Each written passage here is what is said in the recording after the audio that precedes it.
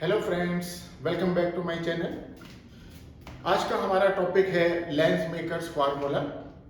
Topic को start करने से पहले आपसे रिक्वेस्ट है कि टॉपिक को अच्छी तरह से समझने के लिए इसको पूरा देखें वीडियो को। अगर पसंद आता है, समझ में आता है तो इसको लाइक करें, अपने फ्रेंड्स के साथ शेयर करें और अभी तक अगर इस चैनल को सब्सक्राइब नहीं किया है तो सब्सक्राइब जरूर करें, जिससे कि आने वाले नए वीडियोस की नोटिफिकेशन आपको मिलती रहे। तो शुरू करते हैं हम आज का टॉपिक, लेंस मेकर्स फार्मूला। सबसे पहले इसमें लेंस को डिफाइन करेंगे। What is a lens? Lens is a transparent medium, optically transparent medium bounded between two surfaces, at least one of them is curved.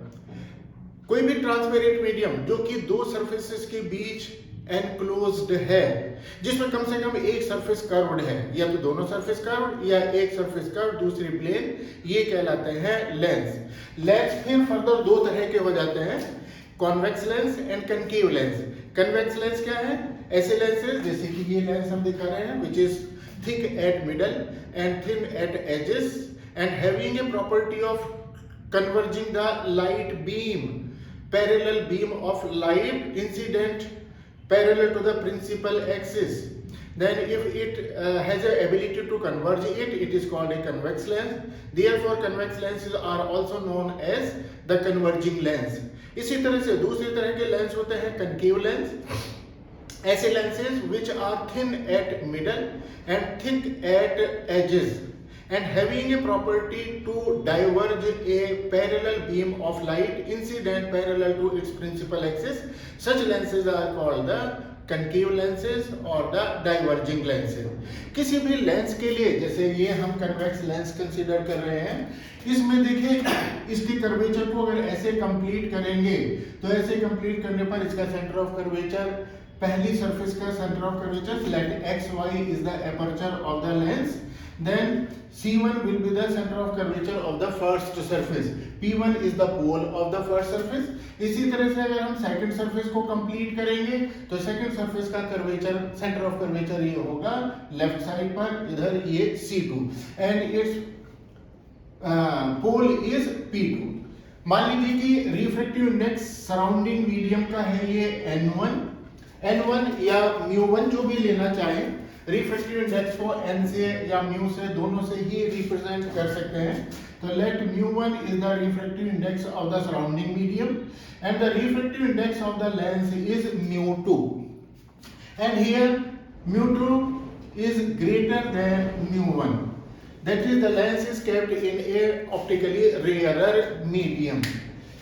Lens maker formula find करने के लिए, इसको establish करने के लिए चार एजम्पशंस हम यहाँ पर लेते हैं। तीन एजम्पशंस तो वही हैं जो कि स्फेरिकल सरफेसेस के लिए लिए जाते हैं। यानी पहला एजम्पशन, एपर्चर इज स्मॉल, यानी ये जो डायमीटर है X Y, it is small diameter. Second is object image और point image situated on the principal axis. Third ये कि all angles made by the incident rays or refracted rays with each other or with principal axis or with normals, all angles are small, all angles are small, सभी angles small लिए जाएंगे। तो ये तीन assumptions तो वही हैं जो कि स्फेरिकल रिफ्रैक्टिंग सरफेसेस के लिए हैं। एक फोर्थ एडिशनल यहाँ पर एजम्पशन ये है कि लेंस थिन है, लेंस इज थिन लेंस होने से क्या होगा, डिस्टेंसेस चाहे हम P1 से लें या P2 से लें या C से लें, ये सभी डिस्टेंसेस अप्रोक्सीमेटली इक्वल होंगी। All distances will be taken to be the same, इसलिए ये लेंसेज थिन लेंसेज हैं। इसके अलावा साइन कन्वेंशन उसी तरह से है जो कि स्फेरिकल सरफेसेस के लिए है। माइनर से चेंजेस हैं। पहला तो जैसे ये, all distances are measured from optical centre C। Optical centre lens के अंदर एक ऐसा पॉइंट है ये C, जहां से आने पर कोई भी अगर लाइट की रे C के थ्रू पास हो रही है, इट गोज अनडेविएटेड अगर पास हो रही है तो ये पॉइंट कहलाता है ऑप्टिकल सेंटर, सपोज C। तो यहां पर all distances are measured from optical centre C. Spherical surfaces में डिस्टेंसेस मेजर किए जाते हैं पोल से, यहां पर डिस्टेंसेस मेजर करेंगे सी से। दूसरी बात ये, all distances measured in the same direction of incident rays are taken to be positive and all distances measured in the opposite direction of incident rays are negative. तो let us start the establishment of this lens makers relation. तो इसके लिए क्या करें, जैसे ये कोई lens है, मान लीजिए इस लेंस के सामने हमें एक ये पॉइंट ऑब्जेक्ट है ओ, एजम्पशंस के अकॉर्डिंग ऑब्जेक्ट हमें कैसा लेना है, पॉइंट ऑब्जेक्ट। तो इस पॉइंट ऑब्जेक्ट को प्रिंसिपल एक्सिस पर रखा गया है। इमेज फॉर्मेशन के लिए हम कम से कम दो रे कंसीडर करें। एक रे मान लीजिए ये along the principal axis, principal axis के थ्रू जाने वाला रे, क्योंकि ये नॉर्मल रे है, therefore it will pass undeviated. ये सी के थ्रू जा रहा है, वैसे भी अभी आपको बताया था कि सी यानी optical centre in the lens is the point through which any ray passes undeviated। ये जो है undeviated as it is pass हो जाती है। दूसरा एक रे हम और कंसीडर करें, मान लीजिए ये रे लिया, suppose O A, along the path OA it strikes at point A, that is A is the point of incidence।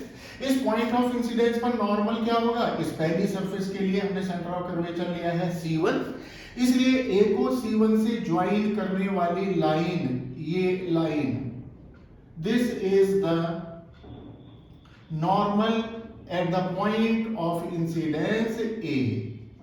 ये सपोज नॉर्मल हुआ मेरे बच्चों, तो this is the normal suppose C1 पर, तो this is the normal at the point of incidence. And according to the convention, according to the phenomena of refraction, what will happen when the light will enter from the rare to denser medium, it will bend towards the normal.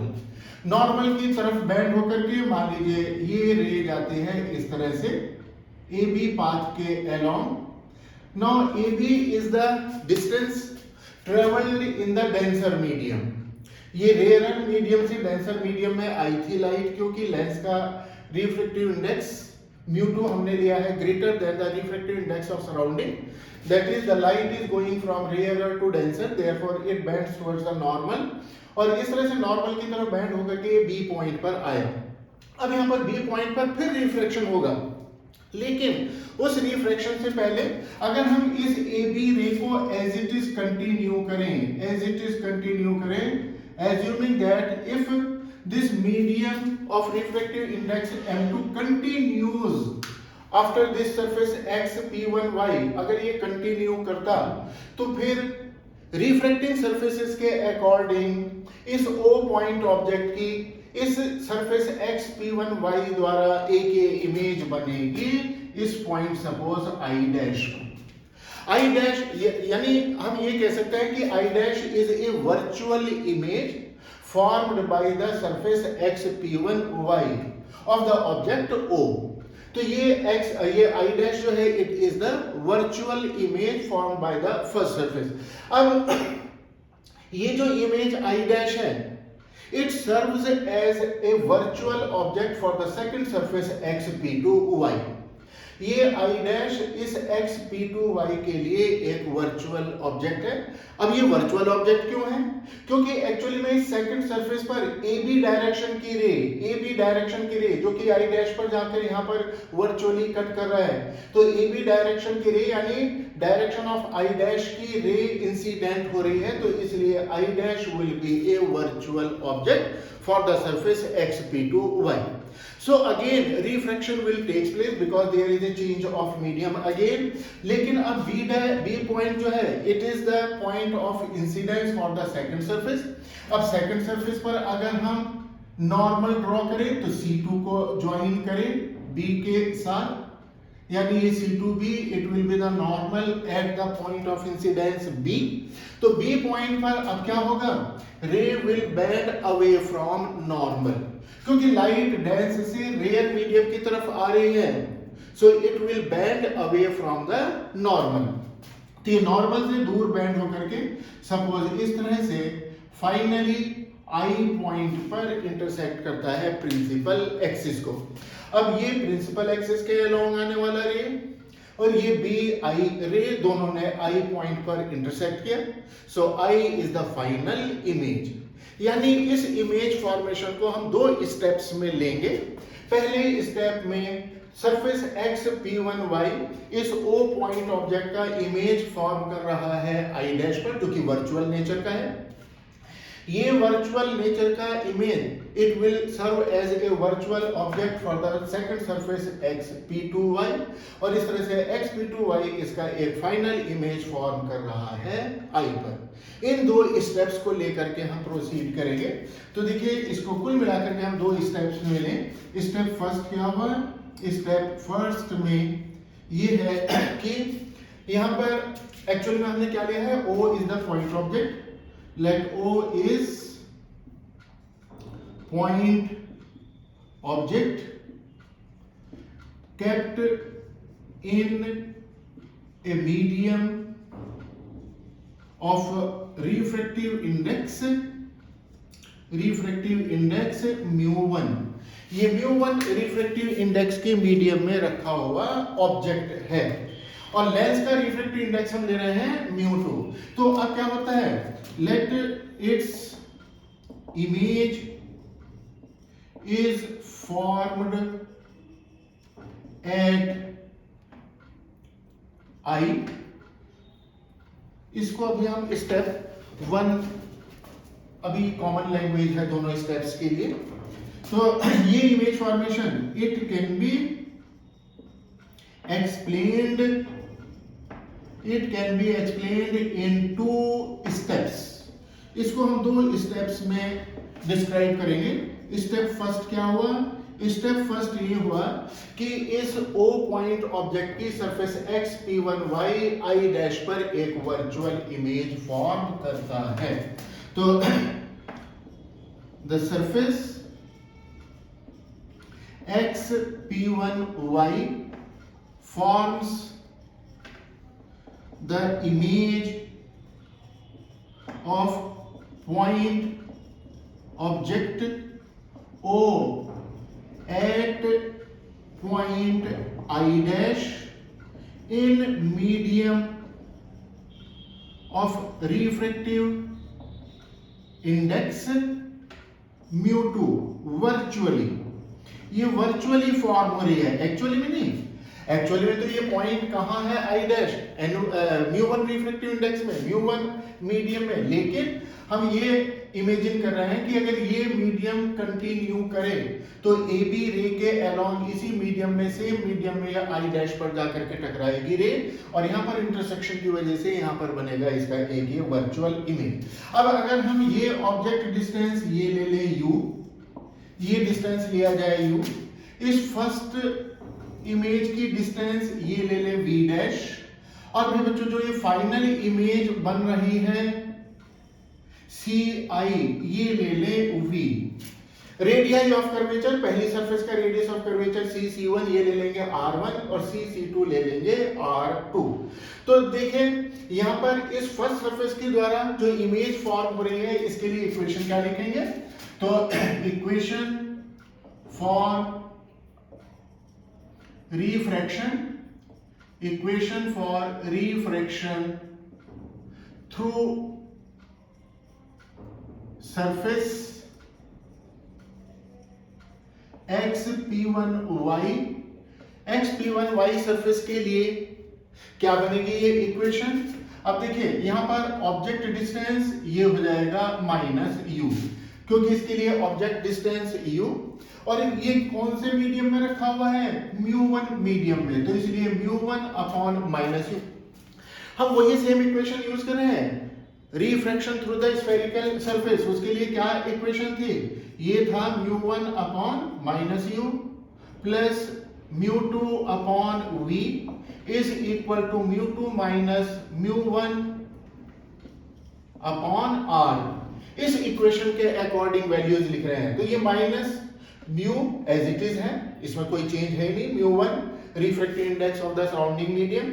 अब ये mu2 refractive index में यानी lens के अंदर रे आ रही है, तो प्लस mu2 अपॉन, अब इसकी वर्चुअल डिस्टेंस ये क्या है? ये डिस्टेंस है v डैश, तो इसलिए v की जगह हम लेंगे v dash is equal to refractive index μ2 final refractive index जिसमें लाइट गई है माइनस इनिशियल रिफ्रैक्टिव इंडेक्स जहां से लाइट आई है और अपॉन रेडियस ऑफ कर्वेचर यानी फर्स्ट सरफेस का radius of curvature it is r1.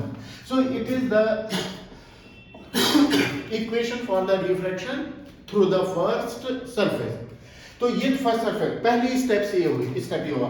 अब सेकंड स्टेप सेकंड के लिए भी हम यही सेम इक्वेशन यूज करेंगे, लेकिन अब इसको डिस्क्राइब कैसे करेंगे कि ये जो आई डैश पर इमेज फॉर्म हुई है virtually, it will serve as a virtual object to be present in a medium of refractive index μ2 for the surface xp2y and after refraction its image forms at I.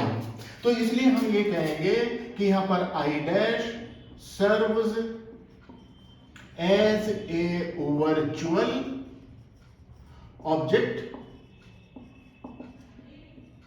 placed virtually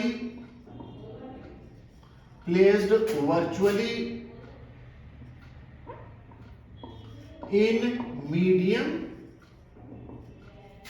of refractive index μ2 whose for the surface xp2y and forms its image at I पर फिर ये final image form हो रहा है. तो इसलिए इसके लिए अगर इक्वेशन लगाएंगे तो अब देखिए ऑब्जेक्ट की डिस्टेंस हमारी क्या हो गई, u की जगह अब ये डिस्टेंस है v डैश. तो इसलिए u की जगह तो लेंगे, इस माइनस u की जगह लेंगे माइनस v डैश.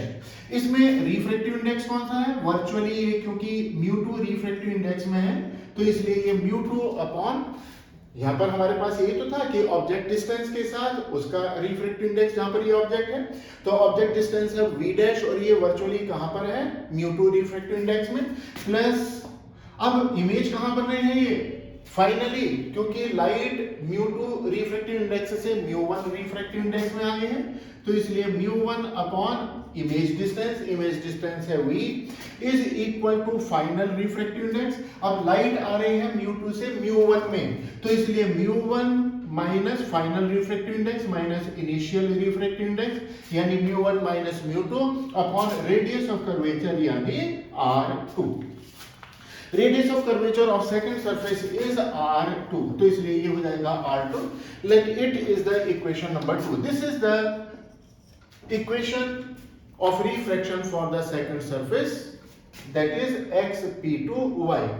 इन दोनों इक्वेशंस को अगर ऐड करें, एडिंग इक्वेशंस 1 एंड 2, दोनों इक्वेशंस को ऐड करने पर देखिए μ2 अपॉन v डैश ये पॉजिटिव, ये μ2 अपॉन v डैश नेगेटिव, ये दोनों तो हो जाएंगे कैंसिल.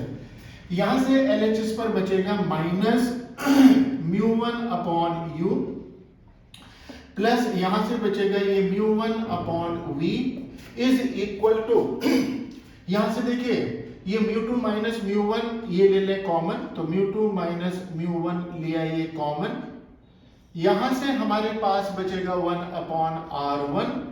अब यहां था μ1 minus μ2, it can be written as, अगर माइनस साइन कॉमन ले लें तो माइनस साइन कॉमन लेकर के ये हो जाएगा μ2 माइनस μ1. तो μ2 माइनस μ1 ये आया और माइनस साइन के साथ ये रह जाएगा 1 अपॉन r2. क्योंकि इस क्वांटिटी को हम क्या लिख सकते हैं, ये लिखा जा सकता है μ2 माइनस μ1 अपॉन r2, ऐसे लिखेंगे इस क्वांटिटी को. This quantity can be written as like this. Mu ये माइनस साइन कॉमन लेकर के इसको ऐसे ले लेंगे. अब ये μ2 माइनस μ1 ये कॉमन आ गया तो इसलिए 1 upon r1 minus 1 upon r2. Now dividing this equation both sides of this equation by μ1, dividing both sides by μ1, तो μ1 से डिवाइड करने पर ये बचेगा minus 1 upon u plus 1 upon v is equal to μ2 upon μ1 minus 1 into 1 upon r1 minus 1 upon r2. Now what is this term mu2 upon mu1? Mu2 upon mu1, refractive index of lens divided by refractive index of surrounding medium. It is the relative refractive index of the material of lens with respect to the surrounding. तो मान लीजिए ये refractive index, relative refractive index है ये mu2 upon mu1. ये अगर हम ले लें mu, that is ये क्या हो जाएगा? It is refractive index of lens with respect to surroundings. ये सराउंडिंग्स के रिस्पेक्ट में रिफ्रैक्टिव इंडेक्स आ जाएगा, तो इसलिए ये इक्वेशन हो जाएगा minus 1 upon u plus 1 upon v is equal to mu minus 1 into 1 upon r1 minus 1 upon r2. Let it is equation number 3. अब इस इक्वेशन में अगर हम u इज इक्वल टू ले लें infinite, if u is equal to infinite, that is if the object is at infinity, what will happen? If the object is at infinity, then where will be the image form? Image form will be at focus. According to the definition of the focus of the lenses, if a parallel beam of light from an object at infinity is incident on the lens, it converges or diverges at the focus. तो इसलिए अगर हम object को ले लेंगे focus पर, then image will be at, sorry, अगर object को ले लेंगे इंफिनिटी पर तो इमेज होगी फोकस पर, यानी v will become equal to f.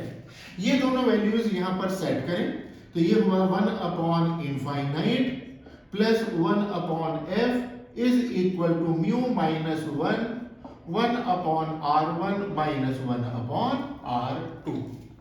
अब ये 1 अपॉन इनफाइनाइट ये हो जाएगी 0, तो इसलिए हमारे पास क्या बचा? 1 upon f is equal to mu minus 1 into 1 upon r1 minus 1 upon r2. मान लीजिए ये equation number 4. This equation number 4, it is lens makers formula. It is lens makers formula. ये लेंस मेकर फार्मूला क्यों कहलाता है?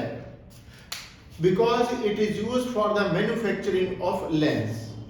Lens की manufacturing के लिए यही फार्मूला क्योंकि यूज किया जाता है. जो भी ट्रांसपेरेंट मटेरियल ले रहे हैं, जो भी ग्लास ले रहे हैं, उस ग्लास का रिफ्रैक्टिव इंडेक्स नोन होता है. उस नॉन रिफ्रैक्टिव इंडेक्स के लिए कितनी फोकल लेंथ का लेंस बनाना है, f की वैल्यू वो ले लें. सपोज जैसे मान लीजिए म्यू की वैल्यू 1.5 है, म्यू की वैल्यू 1.5 ले लें. 20 सेंटीमीटर की फोकल लेंथ का लेंस बनाना है, डबल कॉन्वेक्स या डबल कनकेव जैसा भी है, तो f की वैल्यू ले लेंगे वो 20 सेंटीमीटर. यहाँ पर अगर डबल कॉन्वेक्स है तो r1 और r2 की वैल्यू ये इक्वल हो जाएंगे. r1 हो जाएगा प्लस r, r2 हो जाएगा माइनस r. इस तरह से यहाँ से r की वैल्यू डिटरमिन कर लेंगे और जो भी रेडियस ऑफ कर्वेचर आएगा उतने रेडियाई ऑफ कर्वेचर सरफेसेस के ऊपर डेवलप किए जाते हैं बाय फाइंडिंग द मटेरियल. इस तरह से क्योंकि ये लेंस की मैन्युफैक्चरिंग के लिए यूज किया जाता है, इसीलिए ये कहलाता है लेंस मेकर्स फार्मूला. एक खास बात और ये, जैसे कि आप लोग जानते हैं कि मिरर की फोकल लेंथ और रेडियस ऑफ कर्वेचर का जो रिलेशन है, it is f is equal to r upon 2.